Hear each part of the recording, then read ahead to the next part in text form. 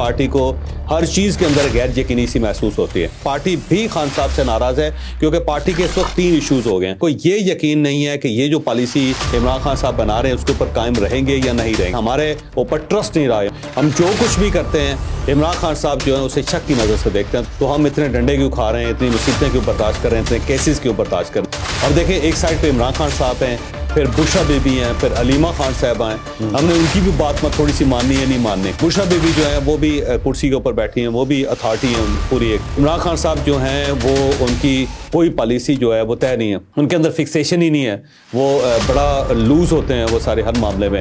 दूसरा ये है कि एक कॉल के बाद दूसरी कॉल, दूसरी कॉल के बाद तीसरी कॉल। खैबर पख्तूनख्वा में हमारी गवर्नमेंट है, हमारा रो पीट के हम लोगों को निकाल लेते हैं, हर बार उनको फेंटा लगवा के और मैदान में अकेला छोड़ के वापस चले जाते हैं। अनकरीब इमरान खान साहब को कहने लगे हैं कि इनफ इज इनफ, तो आप पार्टी बदल दें, आप अपनी टीम बदल दें, चला लें जो तोपें आपने चलानी।